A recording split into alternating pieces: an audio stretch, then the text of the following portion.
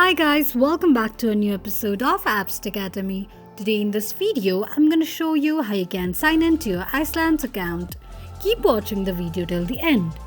To log into your Iceland account, firstly go ahead and launch open any web browser of your preference. On the search box at the top, type in iceland.co.uk and make a search.